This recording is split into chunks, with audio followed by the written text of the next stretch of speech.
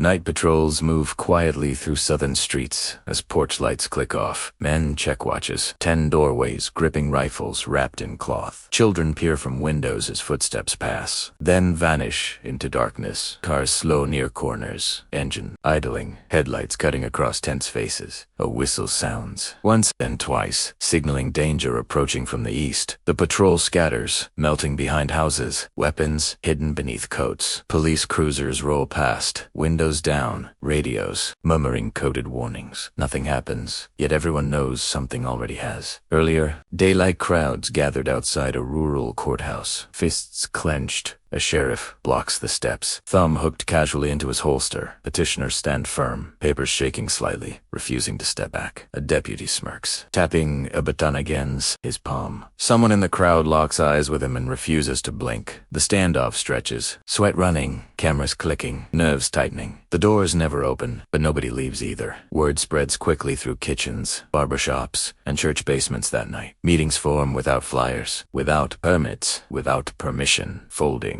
Chairs scrape concrete as men and women take positions. A veteran clears his throat, pointing to a rough hand-drawn map. He marks homes attacked, roads blocked, patrol routes memorized by children. A mother interrupts, demanding protection for her son walking home. Heads nod, jaws tighten, and plans sharpen under bare bulbs. Outside, a truck backfires, freezing conversation mid-sentence. Hands move instinctively toward coats, bags, and door frames. Nothing follows, but trust shifts permanently in that moment. The meeting continues faster now, voices lower, decisions harder. Weeks earlier, attacks came without warning, always after sunset. Crosses burned, windows shattered, shots fired into sleeping houses. Police reports arrived late. If they arrived at all, victims learned quickly not to expect rescue. Now, men volunteer for night watches, rotating shifts, memorizing faces. Women organize food, medicine, and lookout signals across neighborhoods. Teenagers run messages on bicycles, ducking headlights, counting corners. Every roll matters. Every mistake risks blood. At dawn, a march forms downtown. Banners lifted carefully. Police assemble first, helmets strapped, shields resting against knees. A commander scans the crowd, lips thin, fingers drumming nervously. Marchers advance slowly, eyes forward, steps measured, breathing controlled. Chants rise, steady and low, echoing between brick storefronts. Batons lift slightly. As officers tighten their line, a marcher stumbles, pushed from behind by an unseen hand. Officers surge forward, shields slamming, boots pounding concrete. People scatter, banners drop, cameras shake violently. A man stands his ground, hands raised, refusing to run. He is dragged backward, shoes scraping, voice swallowed by sirens. That night,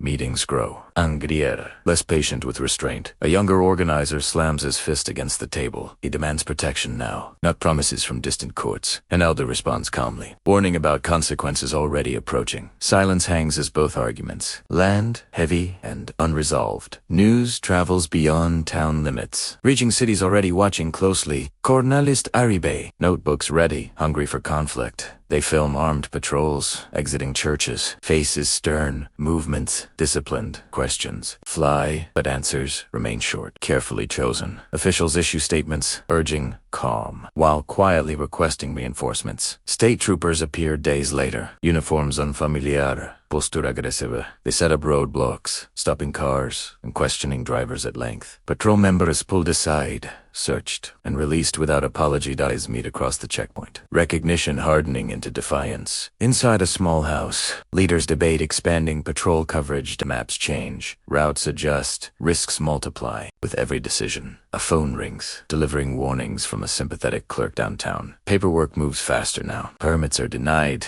and meetings are suddenly illegal. Nobody votes to stop till another march begins. Larger, louder, more determined than before. Police presence doubles, lines deeper, weapons heavier. Helicopters thrum overhead, rattling signs and nerves simultaneously. A woman grips a megaphone, voice steady despite shaking hands. She lists demands while officers exchange glances, awaiting orders. An object flies from somewhere unseen, shattering near police boots. Chaos erupts instantly. Tear gas hissing, crowds choking, children screaming. Armed patrol members move fast, forming corridors, pulling people free. Gas masks appear, practiced motions revealing long preparation. Television footage airs nationwide that evening, edited tightly. Anchors speak cautiously, labeling armed protection as a dangerous escalation. Officials promise investigations while quietly planning. Crackdowns, phones, ring non-stop in community houses. Threats mixed with support. A trusted ally fails to show up at a scheduled meeting. His phone goes unanswered. His name whispered with growing concern. Rumors spread of pressure applied. Deals offered. Fear exploited. Leaders adjust again,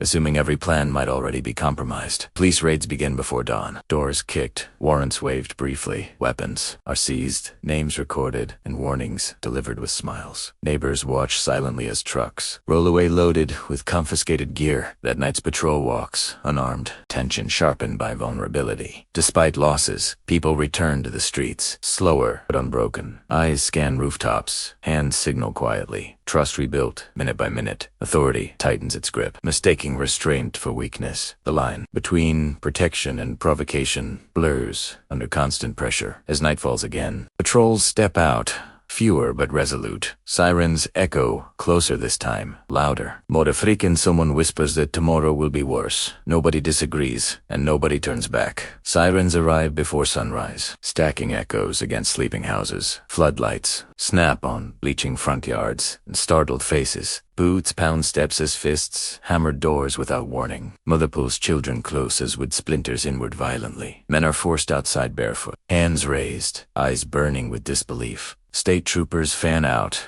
rifles angled, fingers resting deliberately near triggers. A commander shouts orders, voice amplified by authority and impatience. Neighbors gather silently behind curtains, counting arrests by muffled cries. Names are read aloud, each one landing like a verdict inside a church basement. Radios crackled with fragmented warnings. A lookout whispers locations, trying to stay ahead of the sweep. Leaders exchange looks, realizing containment has already begun. Maps are folded quickly, plans abandoned mid-dash sentence. By midday, roadblocks multiply. Sealing exits from the neighborhood, cars are searched, trunks opened, and questions repeated aggressively. Patrol members detained for carrying binoculars and notebooks. He is released hours later, shaken and followed home discreetly. Press conferences follow, officials standing stiffly behind microphones. They condemn violence while displaying seized weapons as evidence. Questions about earlier attacks go unanswered, redirected smoothly. Television screens frame resistance as a threat, not a response. That night, patrols dissolve into smaller units, harder to track. Signals change, routes shorten, trust narrows to familiar faces. A man misses his shift, prompting immediate alarm.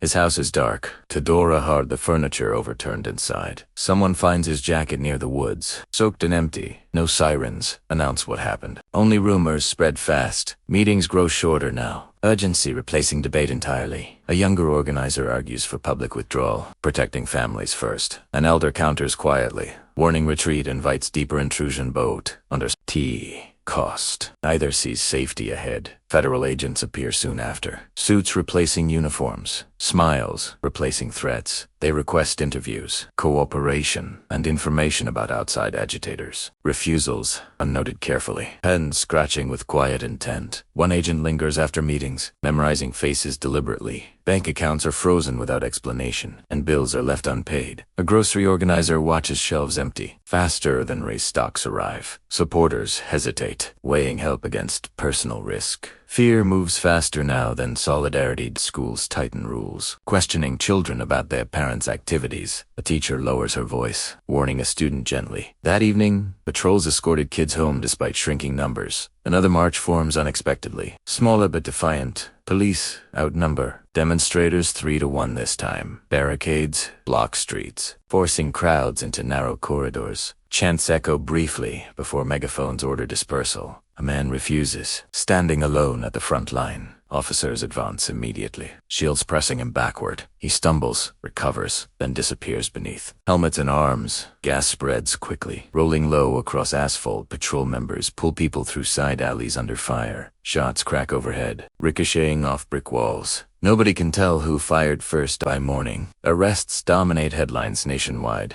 Officials announce new laws restricting armed assemblies immediately. Community leaders watch broadcasts silently, recognizing the shift. Raids, resume, broader now, justified as public safety. Churches are searched, offices sealed, records confiscated. A lawyer is detained while arguing loudly on the courthouse steps. Inside cramped apartments, families pack bags without speaking. Safe houses rotate nightly. Address is memorized then destroyed. A trusted runner is stopped, questioned, and released with a warning smile. Betrayal surfaces suddenly, confirmed by coordinated arrests. Someone talked, whether willingly or under pressure, remains unknown. Meetings stop entirely, replaced by whispered instructions. Despite isolation, resistance adapts, refusing to disappear completely. Protection becomes quieter, less visible, more dangerous. Patrols abandon uniforms, blending into ordinary routines. Lookouts become gardeners, mechanics, and delivery drivers. Authority escalates again, frustrated by shrinking targets.